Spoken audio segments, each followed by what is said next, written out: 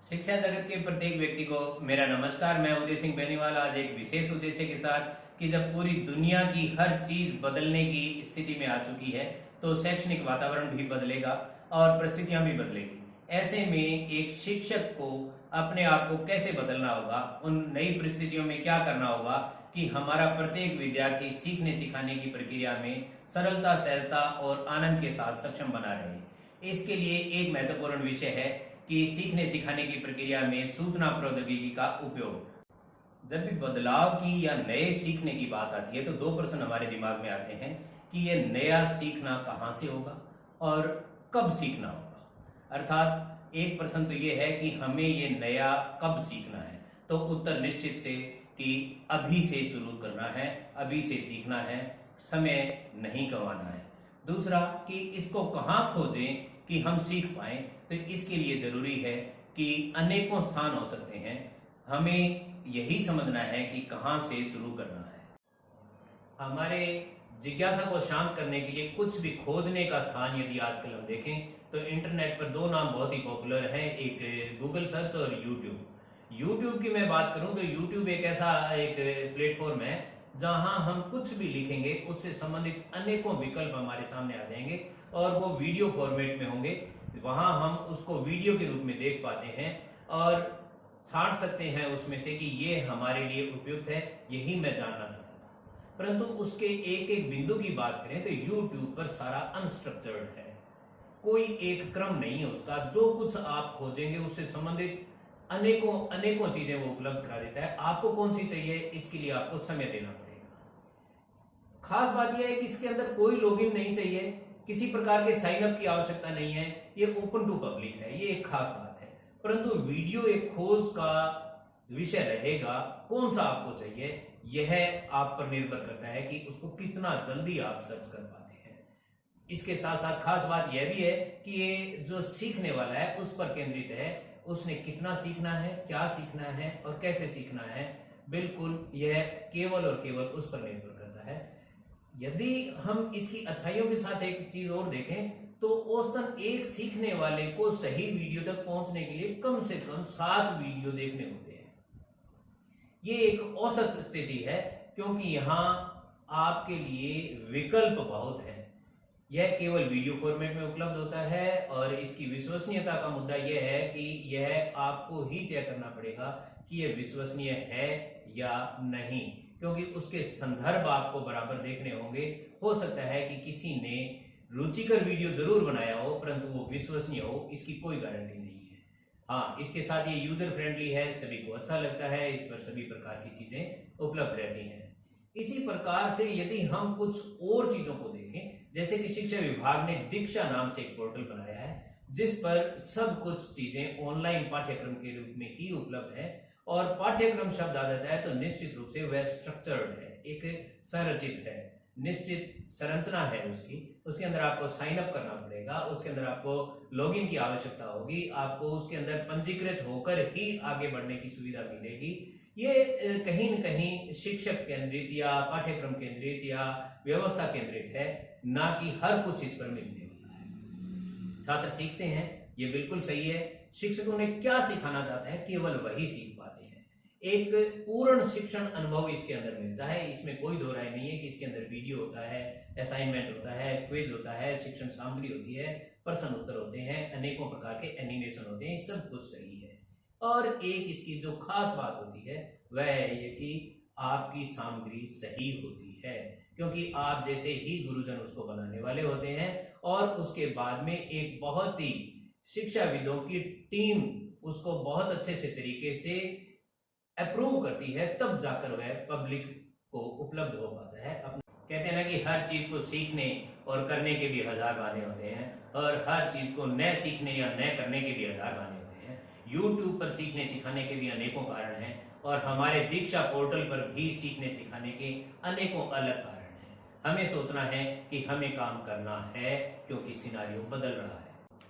सबसे पहले मैं आपको बताऊं कि YouTube चैनल क्या है। YouTube चैनल एक ऐसा प्लेटफॉर्म है जो आपको स्थापित नाम के साथ वीडियो अपलोड करने की अनुमति देता है और इसके चारों ओर एक समुदाय का निर्माण भी करता है। इसी के समांतर दीक्षा क्या है या दीक्षा जैसे और औपचारिक प्लेटफॉर्म क्या है। दीक्षा या और इसी के समकक्ष प्लेटफॉर्म ये है कि हमें इसके अंदर बिल्कुल संदर्भ सहित सही तरीके से ऑथेंटिक वीडियो बनाने होते हैं और उन वीडियो को एक अप्रूवल के बाद ही जनता के सामने, सीखने वालों के सामने उपलब्ध करवाया जाता है। दोनों ही प्रकार के मीडिया सोशल मीडिया है और सोशल मीडिया पर शैक्षिक सामग्री का अपलोड होता है तो उसकी अपनी एक शक्ति होती है और अपनी शक्ति किस प्रकार से होती है उनको बिंदुओं में गिना जा सकता है कि एक तो बड़े विद्यार्थी वर्ग तक आपकी पहुंच बनती है, दूसरा अपनी पहचान बनाने का आपको अवसर मिलता है, केवल एक कक्षा कक्ष तक सीमित नहीं है, आप पूरे देश और दुनिया तक विस्तृत हो सकते हैं। ऑनलाइन पाठ्यक्रम शुरू करने का सबसे अच्छा माध्यम यही है। आप इन माध्यमों से एक बड़े विद्यार्थी वर्ग तक पहुंच सकते हैं। बड़े विद्यार्थी वर्ग का मेरा सीधा सीधा सा मतलब है कि आपको दुनिया में कहीं भी वो देख सकता है, चाहे वो हमारे देश का हो, चाहे वो किसी अन्य देश का हो, हमारे प्रदेश का हो, हमारी कक्षा का हो या नहीं हो। आपका विषय प्रस्तुतिकरण यदि उसको अच्छा लगता है, ज्यादा सार्थक लगता है, तो वो निश्चित रूप से आपको ही देखेगा और आपके माध्यम से आपका जो लाभ है वो दुनिया के कोने कोने तक पहुंचने में सक्षम हो जाता है, केवल और केवल सोशल मीडिया की शक्ति से। यदि ऐसा है तो यह शैक्षिक सामग्री बनाने का सही समय है। आप कुछ भी नहीं सोचें, जो करना है अभी करें। कहते हैं ना, काल करे सो आज कर और आज करे सो अब। वही बात है, अभी शुरू करें। मैं आपको बताऊंगा कि कैसे शुरू करना है। शैक्षिक सामग्री बनाना कैसे शुरू करें, यदि ये प्रश्न आपके दिमाग में है तो ये दो तरीके से हो सकता है। आप अपने स्तर पर व्यक्तिगत बना सकते हैं, ये भी इसी वीडियो में आपको बताया जाएगा, या फिर संस्थान के साथ जुड़कर, जैसे कि दीक्षा है और अन्य पोर्टल है, आप उनके साथ जुड़कर अपने प्रस्तुतिकरण को बनाना शुरू कर सकते हैं। अब शुरू कहां से करें, यदि ये प्रश्न दिमाग में आता है तो जो बनाना आसान है उससे ही शुरू करना है, जटिलता की तरफ नहीं जाना है। और इसके अंदर मुख्य रूप से हमारे पास चार चीजें आती हैं। पहली है टेबल टॉप। टेबल टॉप एक ऐसी प्रक्रिया होती है जिसके अंदर आप न्यूमेरिकल या डायग्राम्स को आसानी से प्रस्तुत कर सकते हैं। स्क्रीन कास्ट, मैं इनकी डिटेल आपको आगे और बताने वाला हूं, केवल नामों से आप परिचित हो। स्क्रीन कास्ट के अंदर आपकी स्क्रीन पर सीधा सॉफ्टवेयर का प्रशिक्षण दिया जा सकता है या प्रोग्रामिंग कैसे करनी है, इन चीजों का प्रशिक्षण स्क्रीन कास्ट के माध्यम से आसानी से हो सकता है। तीसरा हमारे पास है स्लाइड कास्ट के अंदर किसी भी थ्योरी या कॉन्सेप्ट को हम आसानी से बता सकते हैं। और चौथा और बहुत ही शानदार चीज है वह है पॉडकास्ट का मतलब है केवल ऑडियो रिकॉर्डिंग। आपका किसी भी प्रकार का वीडियो नहीं होता है, इसके अंदर केवल आपने ऑडियो रिकॉर्ड करना होता है और आपकी भाषा कौशल को ही मूल आधार माना जाता है। इसके अंदर आप किसी को प्रेरणा दे सकते हैं, भाषा प्रशिक्षण दे सकते हैं, संशोधन से संबंधित बातें कर सकते हैं और व्यक्तित्व विकास की खूब सारी बातें इसमें हो सकती हैं। एक एक करके बात करें तो टेबल टॉप की सबसे पहले बात करते हैं। पेन के साथ कागज पर लिखें और इसे स्पष्टीकरण के साथ, अपनी व्याख्या के साथ ऑडियो रिकॉर्ड करें। यह वीडियो बनाना सबसे सरल होता है। शैक्षिक वीडियो बनाने के लिए इससे सरल और कोई तरीका नहीं है। जब आप लिखकर पढ़ाना चाहते हैं तो यह सबसे ज्यादा उपयोगी है। जैसे कि अपने ब्लैक बोर्ड पे पढ़ाते हैं, व्हाइट बोर्ड पे पढ़ाते हैं, सेम वही चीज है, केवल और केवल हमारी रिकॉर्डिंग और हो रही है। सबसे कम तकनीकी ज्ञान की आपको आवश्यकता पड़ेगी इसके अंदर और स्मार्टफोन के साथ बनाया जा सकता है, जो लगभग आप सभी के पास पहले से उपलब्ध होता है। मैं थोड़ा सा इसमें याद कर रहा हूं कि हमारी जो इनिशियल मेंबर्स थे दीक्षा टीम के, राजस्थान में जब काम शुरू हुआ तो ओवरनाइट वो काम किया करते थे और उनका पैशन देखते ही बनता था। यदि आप एक बार इसमें काम करने लगे तो आपके आनंद की सीमा आपको महसूस होगी। यह टेबल टॉप का एक उदाहरण है। इस वीडियो में आप देख रहे हैं कि एक व्यक्ति सीधा अपनी कॉपी पर पेन से लिख रहा है और निश्चित रूप से इसके ऊपर उसने मोबाइल सेट कर रखा है और यह रिकॉर्डिंग हो रही है, इसके अलावा कुछ भी नहीं। मैं मेरा अपना अनुभव साझा करूं तो ये जब मैंने टेबल टॉप वीडियो सबसे पहले रिकॉर्ड किया तो यह उपकरण मेरे पास था। आप देख रहे हैं कि केवल दो सरियों को मोड़ा गया है और उनके मोड़ने के बाद एक बीच में ज्योमेट्री बॉक्स का पल्ला रख दिया और उस पल्ले में एक जगह वहां छेद कर दिया जहां आपके मोबाइल का कैमरा होना होता है और केवल रबर बैंड से इसको बांध दिया और बीच में मोबाइल रख दिया। आप देख रहे हैं कि ये मोबाइल रखा हुआ है इसके अंदर और रिकॉर्डिंग जैसे ही ऑन करेंगे रिकॉर्डिंग हो जाएगी। जो हम लिखना चाहेंगे वह विद्यार्थी को सामने दिखेगा। इसके अंदर आप बहुत अच्छे विज्ञान के डायग्राम बना सकते हैं, बच्चे को चित्र बनाने का ज्ञान दे सकते हैं और गणित के न्यूमेरिकल बड़े आसानी से यहाँ हल करके बच्चे को समझा सकते हैं। इसी प्रकार से मैं आपको कुछ विशेष तरीके दिखाना चाहता हूं जिसमें टेबल टॉप रिकॉर्डिंग पहले से लोग कर रहे हैं। उन्हीं के ये कुछ चित्र हैं, आप देख रहे हैं। एक बड़ा ही टेक्निकल तरीके से किसी ने बनाया है कि इसके अंदर 2 लाइट और लगा दी और ऊपर एक मोबाइल का स्टैंड बना दिया, जिसपे मोबाइल स्टैंड पे मोबाइल लगेगा और लाइट ऑन हो जाएगी तो आपके कागज पर किसी भी प्रकार की परछाई भी नहीं दिखेगी, रिकॉर्डिंग बड़ी सुस्पष्ट होगी। दूसरा, 2 चेयर्स हैं हमारे पास, उसके बीच में पट्टी रखी और आपने उसके ऊपर मोबाइल रख के रिकॉर्डिंग शुरू कर दी। तीसरा फिर टेक्निकल सा तरीका है कि इसके अंदर एक टेबल के ऊपर 2 फट्टियां लगा दी और फट्टियों पे मोबाइल रखा, आपकी रिकॉर्डिंग शुरू। और आपको कुछ भी नहीं मिले तो आपके आसपास अपने घर में पक्का मिल जाएगा बैडमिंटन का रैकेट और खूब सारी किताबें। किताबों के 2 ढेर लगाओ, उसके ऊपर बैडमिंटन का रैकेट रखो और 6 जो कैमरे की सीध में हो उसको ध्यान में रखते हुए अपना मोबाइल उस रैकेट के ऊपर रख दें और रिकॉर्डिंग शुरू करें। आपका काम आसान। इसी प्रकार से और तरीके भी आपको दिखाए गए हैं। आप सोफा सेट पे भी इसको दर्शा सकते हैं और भी अनेकों तरीके हैं। इस पे अतिरिक्त किसी भी प्रकार से पैसा खर्च करने की जरूरत नहीं है। टेबल टॉप सबसे सरल। साथियों, दूसरा तरीका है स्क्रीन कास्टिंग का। स्क्रीन कास्ट एक मौखिक समझाने की ऑडियो के साथ कंप्यूटर स्क्रीन की रिकॉर्डिंग करना है। कंप्यूटर स्क्रीन की रिकॉर्डिंग के लिए खूब सारे फ्री सॉफ्टवेयर आते हैं और उनको उपयोग करते हुए हम ये काम बड़े आसानी से कर सकते हैं। इसमें सॉफ्टवेयर प्रशिक्षण हो सकता है, किसी प्रोग्रामिंग की ट्यूटोरियल तैयार किए जा सकते हैं। शैक्षिक वीडियो बनाने का सबसे तेज और एकमात्र संभव तरीका है कि आप इसका उपयोग करें और इसके अंदर चाहिए कुछ भी नहीं। आपका लैपटॉप है तो चलेगा, आपके पास कंप्यूटर है तो चलेगा। केवल स्क्रीन कास्टिंग का तरीका एक बार हमें समझ आ जाना चाहिए और कुछ भी नहीं है तो आपका स्मार्टफोन भी ट्यूटोरियल बनाने के लिए बहुत ही शानदार साधन रहेगा। तीसरा तरीका है स्लाइड कास्ट का। स्लाइड कास्टिंग में मौखिक व्याख्या करते हुए स्लाइड की सामग्री को रिकॉर्ड किया जाता है। जैसे कि मैंने पहले से पावर पॉइंट में कुछ स्लाइड्स बना ली और फिर उसके बाद में एक एक स्लाइड के एक एक बिंदु को मैं समझाता जा रहा हूँ। मुख्य बिंदु पे यदि विस्तार करना है तो वहां रुकती है चीज और मैं उसका विस्तार बताता हूँ। और यह अपने आप में बहुत ही शानदार सरल तरीका है, बनाने में आसान है और तेजी से पूरा किया जा सकता है। अपने स्मार्टफोन के साथ भी कहीं भी आप इसको आसानी से बना सकते हैं, ये खास बात है इसकी। और चौथा तरीका है पॉडकास्ट। पॉडकास्टिंग में हमें करना क्या होता है, समझाने के लिए केवल ऑडियो रिकॉर्डिंग करनी है। आपको वीडियो बनाने में किसी प्रकार की दिक्कत आ रही है, झिझक है, आपको अच्छा नहीं लग रहा है, जो भी कोई कारण हो सकता है, परंतु आपकी वाणी में ओज है, स्पष्टता है, आपकी भाषा पर कौशल पर पकड़ है, तो आपको सरलता से अपनी बात को मोबाइल आगे करो, रिकॉर्ड करो और प्रस्तुत करो। यही है ऑडियो रिकॉर्डिंग। ऑडियो रिकॉर्डिंग को ही कहते हैं पॉडकास्टिंग। पॉडकास्ट का उपयोग कहाँ कहाँ किया जा सकता है, मैंने आपको पहले भी बताया था कि भाषा को सिखाने में, लोगों को प्रेरित करने में, बच्चों की पुस्तकों में से कहानियों को प्रस्तुतिकरण के लिए, व्याख्या का सारांश प्रदान करने के लिए, अनेकों तरीकों के लिए हम अपनी ऑडियो रिकॉर्डिंग का आज भी उपयोग कर सकते हैं। सिर्फ एक स्मार्टफोन के साथ इसको रिकॉर्ड करें और प्रकाशित करें। यदि इसके सुंदर उदाहरण देखने हैं, आपने पंचतंत्र की कहानियां देखनी है, रोजाना की खबरें देखनी है, अनेकों ज्ञानवर्धक चीजें देखनी है, तो आप एक छोटा सा एप्लीकेशन अपने फोन में डाउनलोड करके उदाहरण से ही समझ सकते हैं। वो है Kuku FM radio. Kuku FM radio पर आप अपनी तरफ से भी पॉडकास्टिंग की अपलोडिंग कर सकते हैं।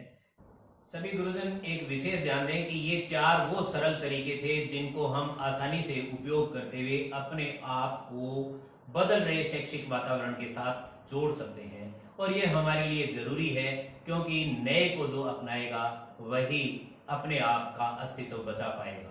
यह बहुत ही जरूरी है। फिर भी इसके अंदर कुछ एडवांस तरीके और हैं और उन एडवांस तरीकों को समझने के लिए हम थोड़ी सी बात करेंगे।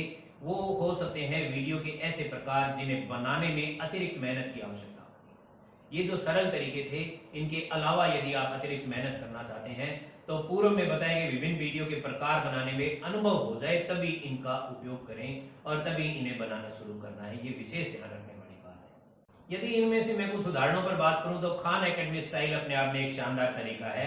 टेबल टॉप का सुधार सहित विकल्प काम में लेते हैं ये लोग और टेबल टॉप पे जैसे आपको याद अभी रहा होगा बिल्कुल कि हम कागज पे या बोर्ड पर लिखते हुए उसकी रिकॉर्डिंग करते हैं, ये एक विशेष उपकरण पर लिखते हुए इसको स्क्रीन पर रिकॉर्डेड तरीके से दिखाते हैं। और ऐसे हार्डवेयर की जरूरत होती है इसके अंदर जो आमतौर पर इस्तेमाल नहीं किए जाते हैं। इसलिए मैं राय नहीं दूंगा कि आप इसका सबसे पहले उपयोग शुरू करते हुए वीडियो रिकॉर्डिंग को समझे। ये तब करना है जब हमें बहुत कुछ आने लगे। वीडियो रिकॉर्डिंग शुरू करने से पहले इसमें अत्यधिक अभ्यास की आवश्यकता भी आपको रहेगी। ओवरहेड प्रोजेक्टर कह सकता हूं मैं इसको। ओवरहेड एक ऐसा तरीका है जिसमें आप वीडियो में कुछ हार्डवेयर दिखाना चाहते हैं, कुछ काम करते हुए दिखाना चाहते हैं और उसको सिखाने की आवश्यकता है, तो हमें यह तरीका अपनाना पड़ता है। लैब की मशीन है, खाना पकाने के तरीके हैं, सिलाई, कढ़ाई, बढ़ाईगिरी, कारीगिरी आदि, इन सब में ओवरहेड टेक्निक का उपयोग करते हैं। खास बात यह है कि सावधानी पूर्वक योजना निर्माण की आवश्यकता रहती है। इसके अंदर बीच बीच में रीटेक करना पड़ा तो यह आपके लिए सिरदर्दी बन सकता है। इसका संपादन कठिन होता है, इसलिए इसका उपयोग करने से भी पहले आपको अत्यधिक अनुभवी होना पड़ेगा। इसी में एक और तरीका है, वो है explainer and animation. Explainer and animation, बहुत सारे शिक्षक अपने पाठ्यक्रम में एनिमेशन का उपयोग करना चाहते हैं, व्याख्याकार वीडियो का उपयोग करना चाहते हैं। मैं इसमें दो उदाहरण आपको बताऊंगा जो कि एनिमेशन के लिए बहुत ही उपयुक्त हैं। आप मोबाइल में एप्लीकेशन डाउनलोड करके इनको सीखने का प्रयास कर सकते हैं। नंबर 1 है टूटास्टिक और नंबर 2 है प्लोटागोन। ये दोनों ही बहुत ही शानदार के एप्लीकेशंस हैं और इनके अंदर अनेकों कैरेक्टर्स और आपको चीजें मिलेंगी जिनका केवल आप अपनी उंगली की सहायता से हिलाते डुलाते हुए उनसे बातचीत दिखा सकते हैं, उनसे अपनी प्रक्रिया को पूर्ण होते हुए दिखा सकते हैं। ये बहुत ही शानदार है, परंतु एनिमेशन वीडियो बनाना बहुत ही मुश्किल है और आपका लंबा अनुभव ही इस चीज को संभव कर सकता है। व्याख्याकार तुलनात्मक रूप से आसान है, फिर भी बहुत सारे काम करने की आपको आवश्यकता पड़ेगी। आपने इतना सब कुछ समझा है और भी बहुत कुछ पहले से आपके पास अनुभव है और आप खोजेंगे, और उसके बाद में यदि आप ई कंटेंट डेवलप करना चाहेंगे तो निश्चित रूप से आपके पास एक जुनून तो जरूर होगा कि मेरी सामग्री को मैं प्रभावी कैसे बनाऊं। यह प्रश्न जब भी आपके दिमाग में आए तो अपने आप में तय कर लेना कि मैंने केवल एक वीडियो नहीं बनाना है, मेरा अनुभव प्रस्तुत करना है, मेरे अनुभव का निर्माण करना है। वह निश्चित रूप से दुनिया में अनूठा होगा और अनेकों लोगों के लिए मिसाल के रूप में सामने होगा। अब अनेकों प्रश्न सामने दिमाग में आते हैं, आप संवर्धित वास्तविकता या आभासी वास्तविकता का उपयोग क्यों करना चाहते हैं, आप एनिमेशन क्यों बनाना चाहते हैं? तो उत्तर सरल और वास्तविक है कि प्रत्येक विद्यार्थी सीखने का हिस्सा बन सके, उसे सीखने का अनुभव कराना है। इसीलिए मैंने हर एक तरीका अपनाना है। महत्वपूर्ण प्रश्न है कि क्या आप अपने पूरे अनुभव के उपयोग के बारे में सोच रहे हैं जब आप अपना वीडियो बनाने वाले हैं? यदि ऐसा है तो आप एक परफेक्ट शिक्षक हैं, आप निश्चित रूप से अपने विद्यार्थी के हीरो हैं। उन उपकरणों की सूची जिन्हें मैं वीडियो रिकॉर्ड करने के लिए उपयोग में लेता हूं, वो आपसे यदि मैं साझा करूं तो मैं केवल और केवल 2 चीजें काम में लेता हूं। मेरा जो फोन है जिसे हम स्मार्टफोन कहते हैं, और एक अतिरिक्त माइक भी कई बार काम में लेता हूं यदि मैंने उस फोन से थोड़ी दूरी ज्यादा बनानी है तो। आप इसके साथ साथ अपना कंप्यूटर काम में ले सकते हैं, कंप्यूटर पर वेब कैमरा या कैमरा काम में ले सकते हैं। कंप्यूटर के बजाय आपके पास लैपटॉप है तो और बेहतर है, कोई दिक्कत नहीं। इन्हीं चीजों से आप आसानी से सब कुछ करने में सक्षम हैं। यदि आप अब ई कंटेंट डेवलपर के रूप में काम कर रहे हैं तो मैं आपको फिर से आगाह करना चाहूंगा कि सिर्फ विषय मत सिखाना। अपने लक्ष्यों को प्राप्त करने के लिए शिक्षार्थियों की मदद करनी है, यह हमारा मुख्य उद्देश्य होना चाहिए। केवल विषय बिंदु पर बात करते रह जाएं, वहीं तक नहीं। एक समुदाय का निर्माण करना है जो आपके फॉलोअर्स हों, जो आपसे लगातार संपर्क में रहें और आपसे सीखने की जिज्ञासा उनकी कायम रखनी है। ऐसा हमारा उद्देश्य होना चाहिए। विद्यार्थियों को हमें प्रेरित करना है कि वे सभी अपने सहपाठियों को अपनी सामग्री का उपयोग करने का तरीका भी सिखाएं। यह भी अपने आप में सहयोगी अधिगम का तरीका है जो आजकल की प्रचलित विधि है। जब आप वीडियो बनाने लगते हैं तो अनेकों तरीके के प्रश्न होते हैं। उनमें से एक महत्वपूर्ण यह है कि आपके वीडियो की लंबाई क्या हो। आपके वीडियो की लंबाई 7 से 10 मिनट होनी चाहिए, ऐसा सुनने में आता है। कुछ लोग कहते हैं अधिकतम 20 मिनट का वीडियो होना चाहिए जो आपका अनुभव प्रदान करता है। ऐसे करके अनेकों उत्तर हो सकते हैं, परंतु मैं आपको बताऊं कि आप 2 से 3 घंटे लंबी फिल्में भी देखते हैं। स्क्रीन यही होती है, तरीका यही होता है बैठने सुनने का, परंतु 2-3 घंटे कैसे निकल जाते हैं पता ही नहीं लगता। कई बार आपने एक वेब श्रृंखला में कई कई वीडियो देखे होंगे। इसका अर्थ सीधा सीधा सा है कि अवधि कोई सीमा नहीं है, फिर भी मैं आपको एक से अधिक वीडियो में अपनी सामग्री को ठीक से पिरोने की विधि को उपयुक्त बताऊंगा। यदि आपके पास पाठ्यक्रम का विषय बिंदु लंबा है तो छोटे छोटे पार्ट्स में आप वीडियो बना दें, ताकि आपको बनाने में भी दिक्कत नहीं होगी और सीखने वाले को सीखना भी अच्छा लगेगा।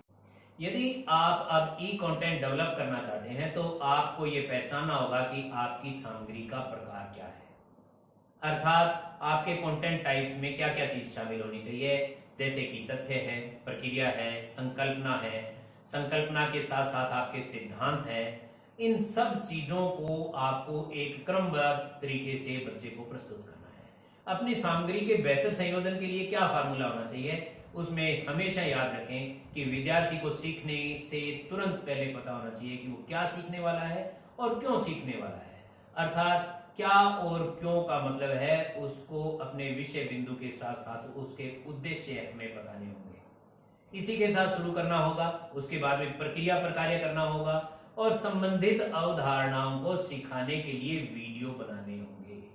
साथियों, यदि हम अपना काम कर रहे हैं और उसमें यदि गुणवत्ता से समझौता हो गया तो निश्चित रूप से दिक्कत रहेगी। हमें गुणवत्ता के जितने प्रकार हैं वो समझने होंगे और हर चीज को बड़े मापदंड के अनुसार पूर्ण करने का प्रयास करना होगा, तभी जाकर हमारी बनाई गई सामग्री को विद्यार्थी ग्रहण करने में आनंद महसूस करेगा। गुणवत्ता की बात करें तो गुणवत्ता कई प्रकार की हो सकती है। सामग्री की गुणवत्ता कि आपका कंटेंट कैसा है, फिर उसकी प्रस्तुति की गुणवत्ता कि आपने उसको किस प्रकार से डिलीवर किया है, और उत्पादन की गुणवत्ता कि आपने उसका निर्माण कैसे किया था। सब चीजों की हमारे पास जानकारी होनी चाहिए। सब चीजों में हमें कुशल होना पड़ेगा, तब जाकर विद्यार्थी को हमारी सामग्री अच्छी लगेगी। यदि मैं सामग्री की गुणवत्ता की बात करूं तो पाठ्य वस्तु आनंददायी होती है तभी अच्छा लगेगा। क्रमबद्ध हो यह भी उसके लिए जरूरी है। पाठ्य वस्तु में प्रस्तुति की बात करें तो यह लिखित और अलिखित दोनों प्रकार की हो सकती है। आप इसको पहले से एक क्रमबद्ध तरीके से लिख कर रख सकते हैं, फिर प्रस्तुत करें। और यदि आप अपने विषय बिंदु पर बिल्कुल दक्ष हैं तो आपको, मैं नहीं समझता कि लिखने में समय खराब करना चाहिए। आपको एक एक कॉन्सेप्ट क्लियर है, आप उसको क्रमबद्ध तरीके से बताने में सक्षम हैं, तो ये अलिखित हो तो भी चल जाएगा। महत्वपूर्ण बिंदुओं के बारे में हमें ध्यान रखना होगा, वह रिपीट करें, चाहे उस पर अंडरलाइन करें, चाहे अपने किसी भी तरीके से उस पर विशेष फोकस करें। विद्यार्थी को पता होना चाहिए कि सारे जो चल रही बात है इसमें ये 5 बिंदु, ये 6 बिंदु जितने भी हैं ये महत्वपूर्ण बिंदु हैं, इसे मुझे विशेष तौर से नोट करना चाहिए। अपने विषय के लिए सही शिक्षा शास्त्र का भी चयन करना होगा। यदि हमारी पेडागोजी सही है तो हमें बहुत सारी चीजें अपने आप आनंदित तरीके से प्रस्तुतिकरण के लिए प्रेरित करती रहती है। प्रस्तुति गुणवत्ता की मैं बात करूं तो यह भी एक अत्यंत महत्वपूर्ण बिंदु है। सामग्री कौन प्रस्तुत कर रहा है, हमारा शिक्षक या हमने कोई हायर किया हुआ एंकर, दोनों में बड़ा फर्क है। शिक्षक एक प्राकृतिक रूप से अपनी बात को कह रहा होता है और विद्यार्थी उस प्राकृतिक तरीके को ही पसंद करता है, परंतु कुछ लोग एंकर्स का उपयोग करते हैं, वो बड़े एक कृत्रिम तरीके से अपना माहौल बनाते हैं, उनकी आवाज में एक अलग प्रकार की उतार चढ़ाव होती है, वह भी पसंद किया जाता है। पर प्रयास करें कि प्राकृतिक तरीके से खुद का ही उपयोग करें, बेहतर रहेगा। हमारी इसी के साथ संवाद संप्रेषण की शैली क्या है, यह बहुत जरूरी है कि हमारी वाणी में स्पष्टता हो। कोई भी शब्द बोल रहे हैं तो त्रुटि सहित नहीं होना चाहिए। यदि उसमें त्रुटि है तो आपका विद्यार्थी भी वही त्रुटि लेकर आगे बढ़ने वाला है। तो अपने आप को संप्रेषण में बहुत ही कुशल बनाना होगा। वास्तविक वातावरण का उपयोग करूं या आभासी का, यह भी एक बिंदु है। अब जो मैं बात कर रहा हूं, आप जब से देख रहे हैं, ये सारा एक वास्तविक वातावरण है। मैंने कुछ भी यहाँ आभासी उत्पन्न करने का प्रयास नहीं किया है। आभासी का मतलब एक स्टूडियो डेवलप किया जाए, उसके अंदर अलग से बहुत सारी चीजें दिखें, कहीं फूलदान पड़ा है, कहीं कुछ पड़ा है, कहीं आपके पीछे एक पर्दा है, उसके कारण आपका पीछे का स्क्रीन चेंज कर दिया जाता है, वैसा यदि हम कुछ करते हैं तो वो आभासी वातावरण है और अनेकों जगह उसकी भी जरूरत होती है, परंतु वह जटिल है, हमें इस वक्त इसकी कोई जरूरत नहीं है। उत्पादन शैली की बात करूं तो यह विषय के लिए प्रासंगिक है या नहीं, यह बहुत जरूरी है। हमारे विषय में हर जगह हर कुछ नहीं रखा जा सकता, यह ध्यान रखना है। यदि हमें कोई चीज बहुत आकर्षक लगती है और हमारे विषय से संबंधित नहीं है तो उसका उत्पादन उस वक्त नहीं होना चाहिए। उत्पादन की गुणवत्ता की बात करूं तो इसे एक पूरी टीम नियंत्रित करती है, ऐसा स्टूडियो में होता है, परंतु हमारे लिए ये जरूरी नहीं है। ये इतना महत्वपूर्ण नहीं है कि आपके पास क्या है जिससे आपका वीडियो जनरेट होना है। आपके पास स्टूडियो है कि नहीं है, इसकी कोई जरूरत नहीं है। आपके पास बहुत ज्यादा रोशनी है कि नहीं है, बहुत उच्च क्वालिटी का कैमरा है कि नहीं है, आपके पास अलग से ऑडियो रिकॉर्डर है कि नहीं है, ऐसी कुछ भी हमें आवश्यकता नहीं है। आपके पास वातावरण कैसा है, बिल्कुल प्राकृतिक वातावरण में, सरल वातावरण में आप अपना काम करें। आपके पास कितने सॉफ्टवेयर हैं, लोग महंगे महंगे सॉफ्टवेयर बताएंगे, उनकी कोई आवश्यकता नहीं है। ओपन सोर्स पे फ्री सॉफ्टवेयर पड़े हैं, केवल उन्हीं का उपयोग करके यदि हम काम करेंगे तो भी यह सब कुछ बहुत शानदार हो सकता है। आप जब भी जरूरत समझें मेरी मदद ले सकते हैं। अपने शैक्षिक वीडियो के लिए संपूर्ण पाठ्य वस्तु की कार्य योजना बनानी है, आपके शैक्षिक वीडियो और वितरण मंच का चयन करना है और उसके बाद में शैक्षिक वीडियो की गुणवत्ता में सुधार के लिए निरंतर प्रयास होने चाहिए। यही सब कुछ आप करते रहेंगे तो आने वाले समय में हमारी बातों से पूरा संसार लाभान्वित होने वाला है। आप मुझसे संपर्क कर सकते हैं 9982760001 उदय सिंह बेनीवाल। अंत में मैं विशेष आभार व्यक्त करना चाहूंगा उन सभी गुरुजन का जिन्होंने आज अपना समय देकर इस चीज को समझा है और डिजिटल गुरु बनने का इरादा पक्का किया है। दीक्षा टीम का भी विशेष आभार जिन्होंने मुझे इस लायक बनाया कि मैं आपके सामने इस रूप में प्रस्तुत हो सकूं। शिक्षा विभाग राजस्थान का भी आभार जिन्होंने हमें एक पोर्टल उपलब्ध कराने का एक महत्वपूर्ण रोल अदा किया है ताकि हम सारी दुनिया के सामने अपने आप को प्रस्तुत कर सकें। और अंत में मैं central institute of education technology NCERT का आभार व्यक्त करना चाहता हूं जिन्होंने मुझे राजस्थान की तरफ से एसआरजी मेंबर के रूप में दक्ष किया कि मैं यह सब कुछ समझ सकूं और समझाने के लिए आप लोगों तक आ सकूं। धन्यवाद।